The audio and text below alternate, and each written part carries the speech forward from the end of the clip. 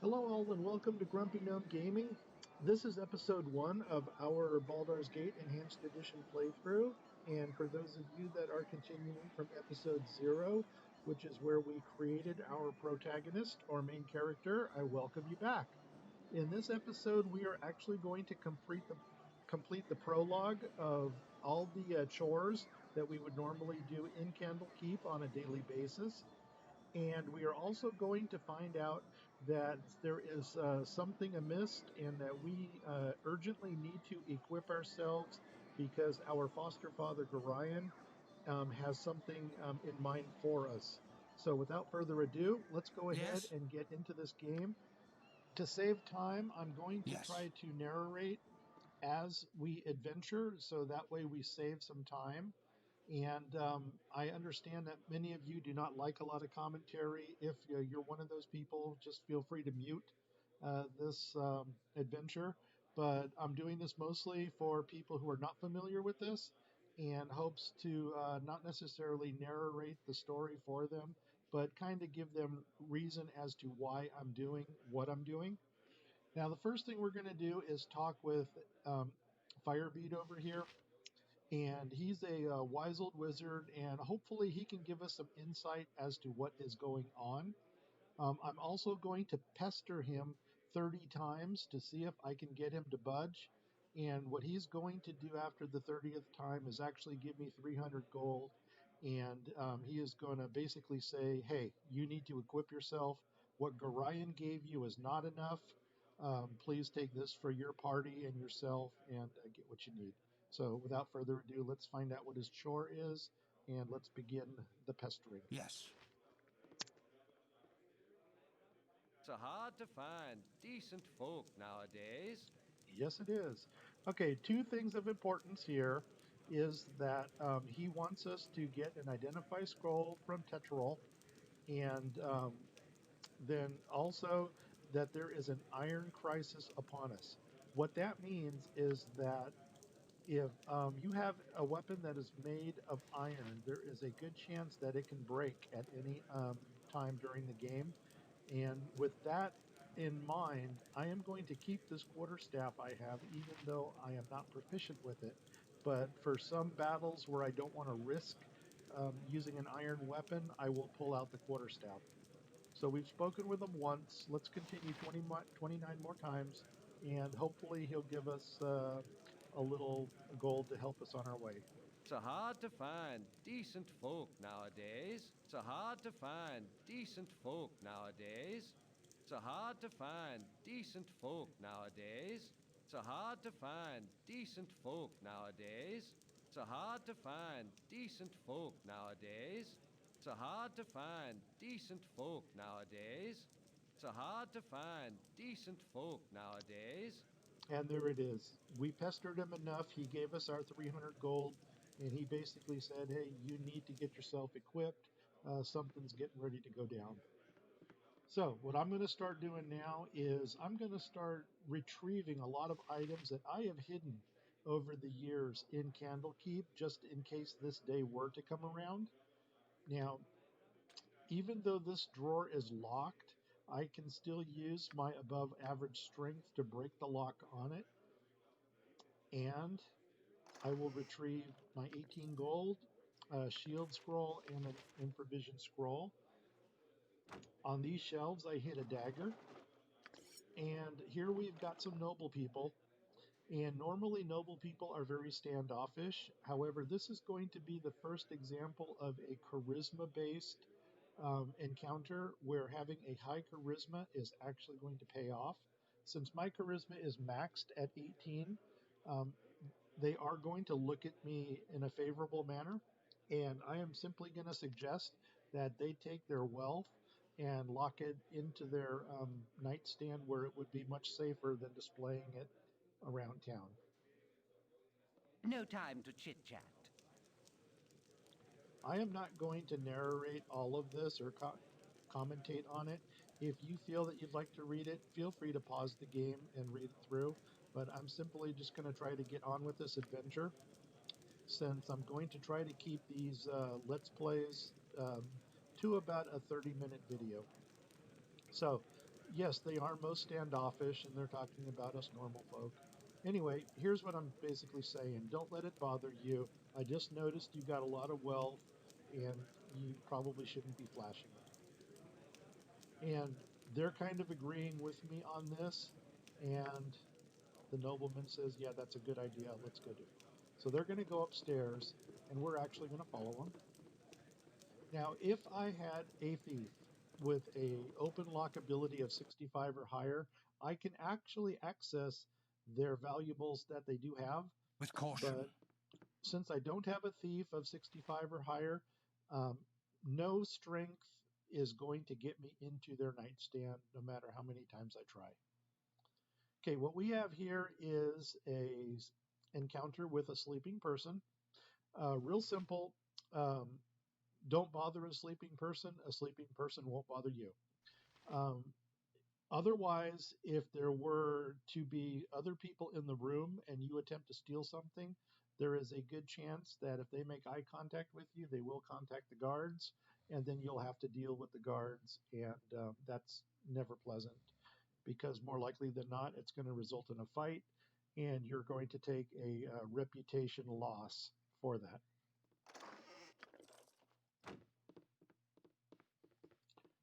Okay, this one is locked also. I'm just going to use my strength, break it open.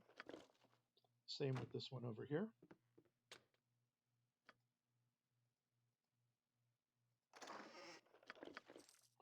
Okay, moving up the hallway. To the left, this is actually the room of the nobles. And as I said, their valuables are now in this drawer. And no matter how hard I try, I will not be able to access it. So we're not even going to waste our time. This is another noble person. If you engage him in combat, he also gives you attitude. Let's go ahead and try, see what happens. Touch me. I might catch something. Yeah, you don't even touch him. He might catch something. So I got a number of different answers here, and I'm going to use the most neutral over here. And anyway, I might be anybody, but I am this person. So, this guy just has so much attitude that I need to get on with what I'm doing. I'm simply going to, silence him by giving him a good whack. He's down, but he is not dead. Notice he still has one blip up here, and yellow means that he has a morale failure. But I don't want to kill the person. I just needed to silence him because he was getting on my nerves. And I am now going to collect my adventurer's tax and be on my way. So it's locked. I'm going to give this one good hit. I'm in. Thank you very much for supporting my adventure. I'm out of here. It's not a very paladin-like maneuver to do that, but Think since I do have carefully. the ability to demand food, assistance, and lodging in my travels, I don't care how noble you are. If I need something, I'm going to take it. So this is Winthrop. We can go ahead and already or not identify, but equip ourselves because we know something is going down, and I don't want to My waste any hotel's time. as clean The as an second elven reason, arse. the second reason I'm doing this, I shouldn't have talked over his commentary. Um, he's basically saying that his inn is cleaner than an elven arse. And you can look as deep into that as you want. I'm just going to get on with the game. So anyway, he wants a 10,000 gold piece entrance fee, and we've known Winthrop all of our life. Being a good person, I'm just going to laugh along with him. Saying that's outrageous is an insult to him. That wouldn't be one of my reactions. I fear I don't have that kind of entry fee. This is like somebody who just arrived in town. So you are always the big kidder. Winthrop has three things for us. We can either get a room, we can buy weapons and armor, or we can buy a drink or 10 and listen to some rumors. But we're simply going to keep it to business. I'm going to sell him the couple items that I've already hidden. And this up here is my total gold count. Now notice This includes the 300 gold that Firebead has given me, and now I have more than enough to equip myself for this adventure. Earlier, we saw that I did have a proficiency with axes, and that is both for battle axes and throwing axes. And you see here I have a two weapon style, which means that I can actually wield two melee weapons at once. So with that, I'm going to go back. I'm going to speak with My Winthrop. hotel's as clean as an elven arse. Yeah, he just loves to say that. So anyway, I'm going to go ahead and I'm going to grab my two battle axes. Done. I'm going to buy him out of all of his throwing axes. Done.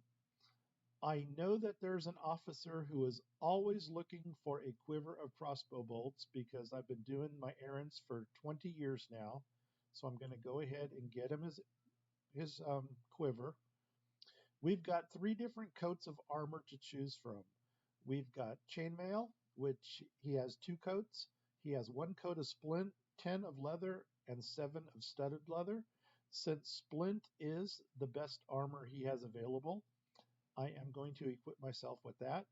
And this is probably one of the best investments you can make for 1 gold piece, and that is to get yourself a helmet. The helmet does protect against critical hits, and that could be the difference between being downed by a single shot or actually living to fight another day. So that is going to be my equipment. I'm going to buy it. And the last thing we need to do is actually equip ourselves. Now, I told you that this is Advanced Dungeons & Dragons 2nd edition, which is a different way of figuring armor class than 5th edition. In 2nd edition, the lower this number, the better armored you are. And that is the complete opposite of 5th. Right now, I am basically wearing nothing, and my armor class is at a 10. You will see as soon as I equip my splint mail, that armor class is going to drop down to a 4. So, the lower I go, the better. Minus 10 is the best armor class you can have in 2nd edition AD&D. There's my helmet. I am going to go ahead and take one battle axe, put it there. I'm going to take my second battle axe, put it in my offhand, and you will see now that I'm wielding 2 axes. And I'm going to take 1 stack of throwing axes and also equip myself with that. Notice how my weapon has changed from the melee weapon battle axes to my throwing axes. I will have complete control over this, and once again, that can be set in your AI, where right now I'm at none, which is actually where I want to keep it because I want full control of my character. If I were to set any of these AIs, there is a possibility that he may do something that I don't want him to do. So I would much rather just set the AI at none and be in complete control of what he does. Okay. If you weren't here for episode 0, this is a quick glance at the statistics of my character. I am a level 1 paladin. I'm sorry, a level 1 cavalier. And my proficiencies are down here. These are my ability scores. You'll notice that my 1899 is 1 point under the best I could have. An 18 double aught is actually the best, and that would have given me a +3 to hit and a +6 to damage. However, since I'm 1 below that, I have to be satisfied with a +2 to hit and a +5 to damage. I also maxed out my Constitution, which up here in the corner, you'll see I actually have 14 hit points instead of 10, because for a fighter, the 18 will add 4 points to your hit points. And I maxed out my Charisma because I want all of the Charisma-based bonuses that come with the game. I'm not casting spells, so I'm not worried about intelligence. My wisdom is actually at the minimum for a paladin, and my dexterity of a 13 means that I'm pretty much a rock right now, but I will be finding a set of bracers early in the game that will set my dexterity to an 18, and then that'll make me much more proficient with my throwing axes, in addition to having a better effect on my armor class. As a cavalier, I naturally resist fear. I do have mind shield, and I do have protection from poison. On with our adventure. Now, normally we would run in a clockwise movement. Notice the tutor that's waiting for us over here. However, With caution. since we're already familiar with our chores, we're going to go counterclockwise just to save a lot of time and get on with this adventure. In the enhanced edition of Baldur's Gate, you can hold down the tab button and you will see that a lot of items illuminate on the screen. These are all items that you can interact with. For instance, the barrels can be searched, and sometimes you will find gold and or armor. The chests can also be searched.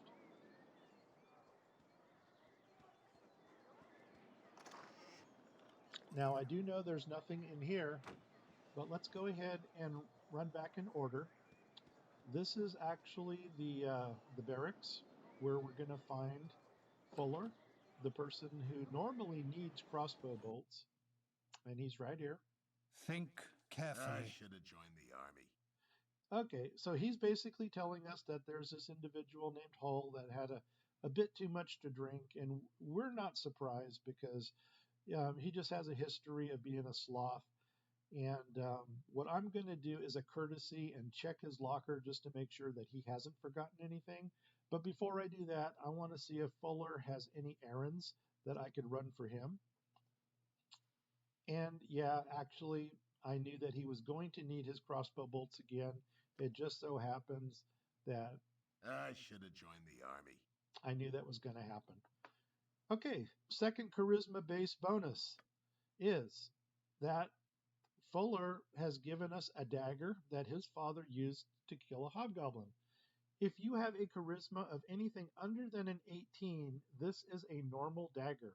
However, with the 18 charisma, he actually rewarded us with a +1 dagger, a magic item, which you can tell by the blue hue that is around it. Now, right now, we have no way of identifying it. So to the best of our knowledge, it is just a dagger. However, because it does have magical properties, we know that we are not supposed to equip these until we actually get them identified, because there are cursed items in the game as well. Again, think carefully. Okay, this is Hull's locker, and we noticed that he did forget his sword, and he also has an antidote in here. So we're going to go ahead and grab both of those and then go have a talk with him. Think carefully. Okay, this is the bunkhouse. We know that at this time of day, this is supposed to be an empty building because everybody is out doing their errands. So let's go ahead, just make sure it's empty. And we find an individual inside. Now, I'm going to let this dialogue play out, and you'll soon discover. Well, let's just do the dialogue. I have a blade with your name on it. Okay.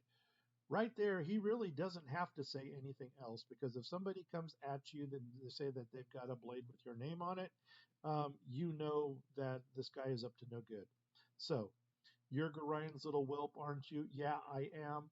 But you know what? With your attitude, what business is that of yours? I'll make it my business. So now he's got fighting words. And you know what? We're already upset from all those noble people that we talked to.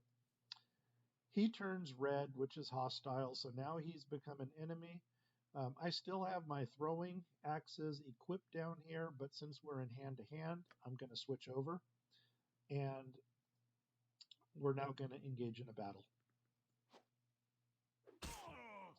Okay, we went ahead. We made quick work of him. And once again, I'm going to hold down my tab button. I'm going to see that there's 2 items that we can interact with. We have a barrel up here that has nothing in it. And you'll notice a faint outline of his dagger. Well, we can go ahead, we can pick that up. And if that gets me a gold piece for my With adventures, caution. then it just paid for my helmet. Our next stop is the infirmary. Our rules are very strict. Okay, the gate warden has intercepted us. He's basically saying, soon be gone, will ye? So he already knows what's going on. But what he does is he wants to teach us mass combat. So there's an illusionist that he could take us to that will give us an illusionary full party and a band of illusionary monsters, and we can practice our fighting. However, since we already know what we're doing, we're not going to deal with that. I'm just simply going to dismiss him. He's going to insist, and once again, I'm going to dismiss him and get on with it. Now, over here in the infirmary, I'm simply going to tell the priest, you know what? I've just been attacked. I do not feel well, even though I may not look it. Does he have something for me? So this is our priest. Think carefully. These walls contain the world's knowledge. Yeah. So anyway, I can either tell him that, yeah, there's nothing wrong, or, yeah, it's nice. What do you got? So he's going to give me a potion of healing, and I'm going to go ahead and put that away. Now, if you are a thief character, or if I were desperate enough, I could get into this chest right here where there'll be a second potion of healing. However, the priest may catch me with line of sight. And also, there's another reader in this room, which is like the priest apprentice, and he has direct line of sight to that chest. I'm not going to stand here and wait for them to wander the room because I need to get on with my quest, but there is another potion of healing in that drawer that I could have gotten to. Yes. Okay, up here is where Hull stands his watch. So, hey kid, woke up this morning, left my sword in the barracks. Yeah, this isn't your first time doing that, but you know what? I'm looking out for you. And surprisingly enough, even though this is a pretty simple reply, this is a much friendlier reply than he would give anybody without the 18 charisma. So, this is bonus number 2. Number 1, he talks nicely to you. Number 2, he actually gives you a little bit more gold than what he would have given you had you had something, any charisma under the 18.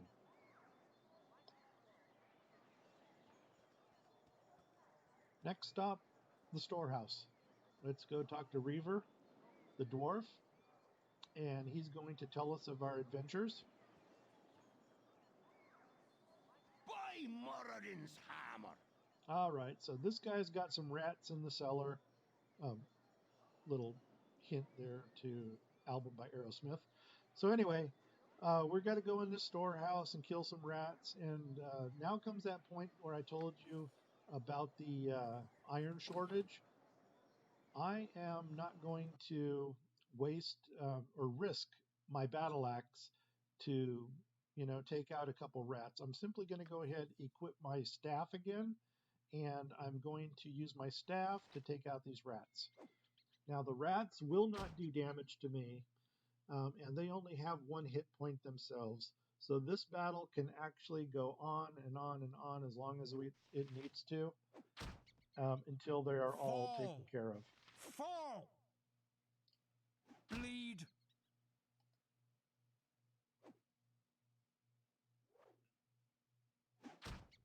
Okay, once With we're done caution. with the rats in this room, there is Feel going to my be power. a silver ring in this barrel up here.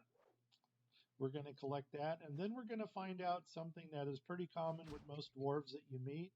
It's a little saying that a dwarf has deep pockets and short arms, which means that they normally don't like to give out any gold that they might have. By Think Moradin's carefully. hammer! And that right there is very evident when our reward for that is only 5 measly gold pieces. And then this guy also has the sarcasm to say, don't spend it all in one place. This individual here, he would have taught us some one-on-one combat. But since we're familiar with the combat system, we don't need to go through that. The priest up here, if you're concerned about your reputation, These walls contain the world's knowledge. or at any time your reputation drops to a lower than desirable level, you can simply go to any temple or talk to any priest, and for a donation of 100 gold, they will raise your reputation 1 point. We're not concerned with that because we're going to get we're going to max out on reputation rather quickly. Okay, Dreppen, what you got for me? What do you need? Okay, Philidia left one of her books here again. It's in the hay. Okay, we're not going to ask what Philidia was doing in the hay, but we will simply go retrieve her book. But before we go, let's find out if Dreppen What do you need? has anything for us. Nice day, ain't it? Too bad Nessa here ain't enjoying it, though. So Nessa has a tummy ache, and it just so happens that Hull had the antidote for her. And you know what? When we cleaned out his locker, we do have that antidote with us. So we'll simply What do give you that to Dreppen. And, you know, he thinks that we're a blessing. So we lost the antidote. We gained 50 experience. Everybody's happy. Hide away that which should not see the sun's light. Oh, very wise words. Okay, this is the priest quarters.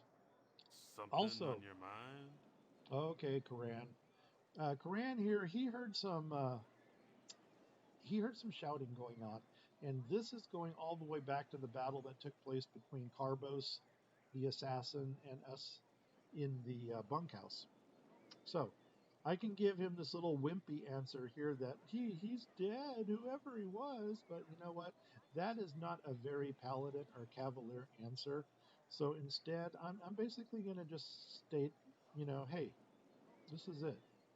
So Karan here, he's, oh, child, you're too young for this. Of course, I'm already 20, so don't talk to me like I'm a child because legally I'm an adult. So here we go. Into the priest quarter.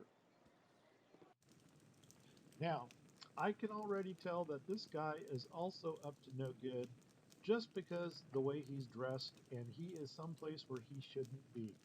Another trick that you can do in this game is you can use a ranged weapon and get the advance on an enemy.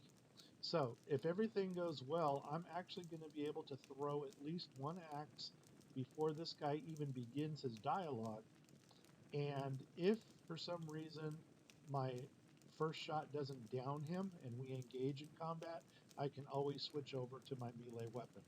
But let's just see what happens. You're already dead. Okay, it didn't work.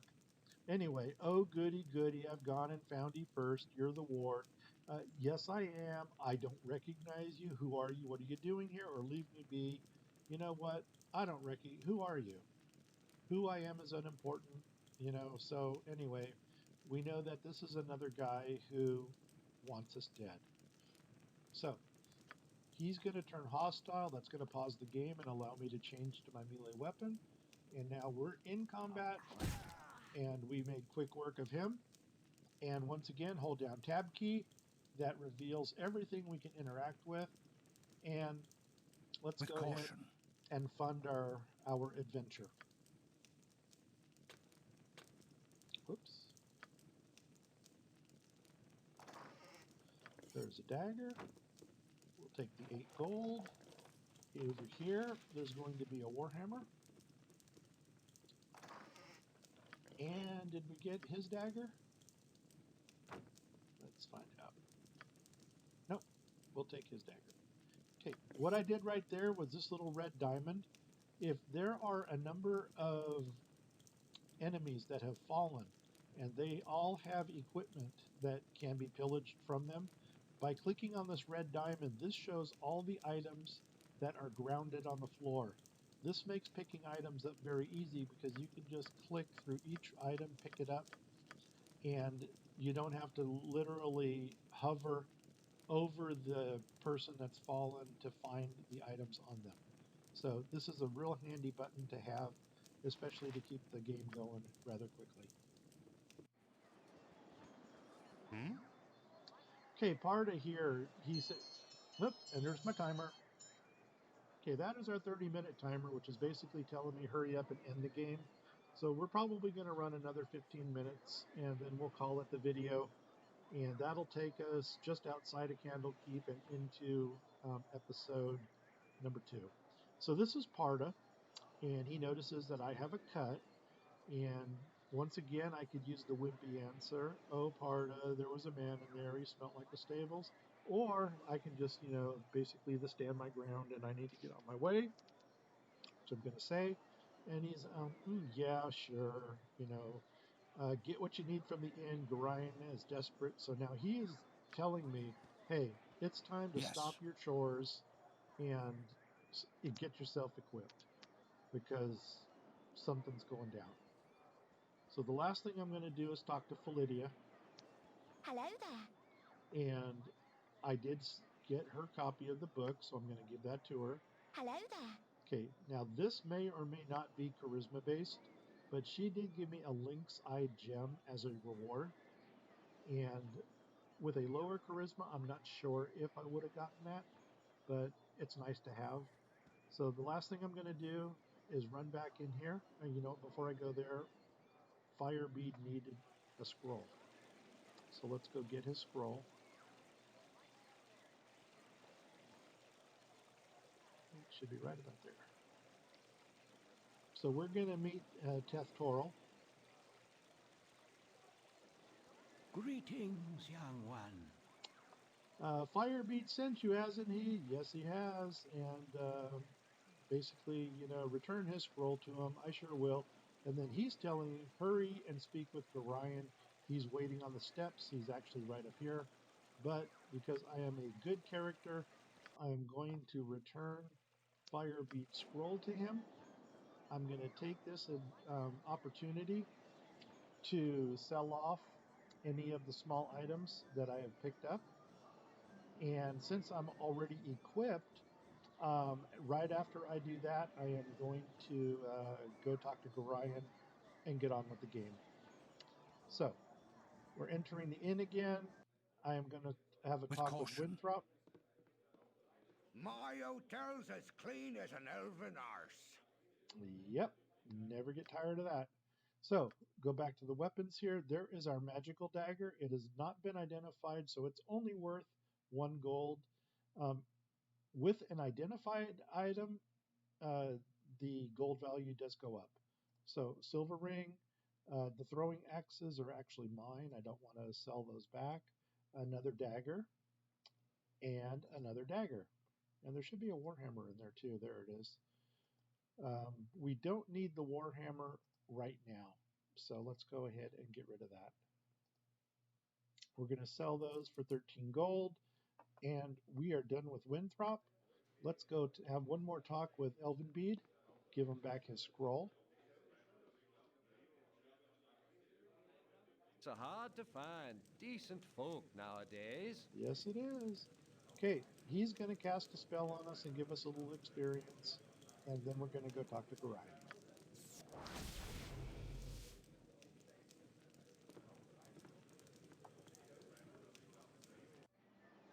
Okay, that shows us the entire map. We're simply going to click that region and think carefully. This makes pathfinding much easier in the game, so you don't have to sit there and click, click, click, click, click along your path. You simply pick the location you want to go to, click on that, and then the character will find its way to that location. Hey, it's me, Emowyn. All right, Emowyn is the second most annoying person in this game. She's a little bit younger than we are, and we've basically known each other forever. She is also, oh, this is a big, spoiler. She's also a foster child that's living here. And she's basically, has all of these, nicknames that she gives people. And the answers that we can give her is, we're afraid we cannot chat. My foster child wishes to speak with me. leave me be, I wouldn't say that to her because that's kind of an ass thing to say. Or I'm sorry, I can't tell anybody what I'm doing, but I have to go. And that's kind of, the direction I'm leaning. If you say so, you sure picked a lot up. Anyway, she already knows I'm going on a trip. Nosy little individual. So, what do you know about my journey? It sounds like you've been nosing around where you shouldn't. Stay out of my business. I'm going to still go with the happier answer, and I know she can't go with me. So, let's talk to Gorion. Oh, my child, I am glad I have found you. All right. Very unnerving. I know there's got to trust me on this one. Pack your things up. We got to leave Dodge right now. So basically, any other thing says, hey, I need to equip myself. Number one says, I'm ready to go. Let's cut to the chase. We're ready to go. And that's Listen it. carefully. If we ever become separated, it is imperative that you make your way to the Friendly Arm Inn. There you will meet Khalid and Jahira. They have long been my friends, and you can trust them.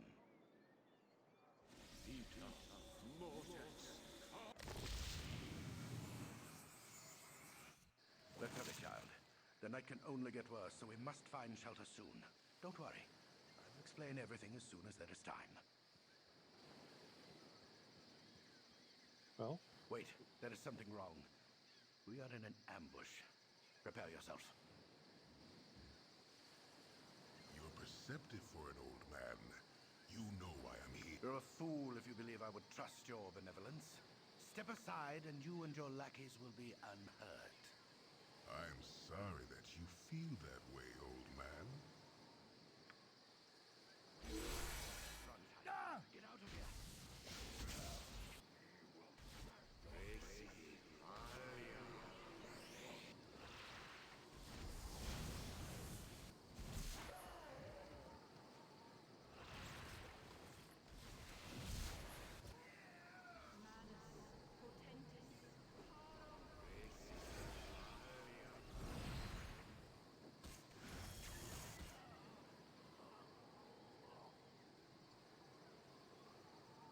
The dawn is especially cruel this morning.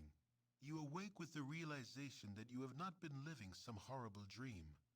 Ambushed, you saw Gorion cut down before your eyes, and even his powerful magic could not stop the onslaught.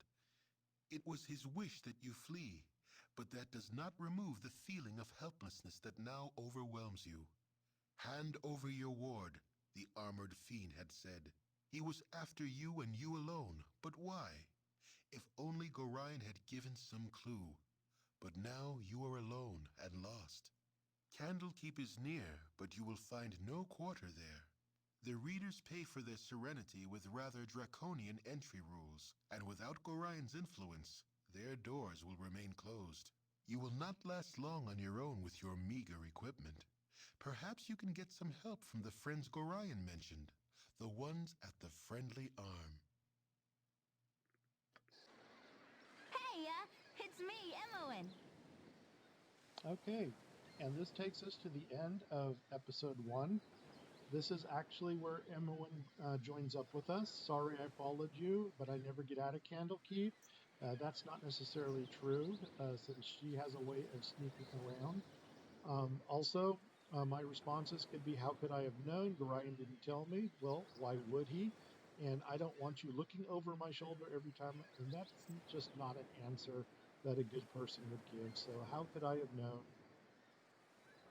And then she basically says that she did read the letter. She knew we were going on an adventure, and she thought it would be to everybody's interest to travel together as a group.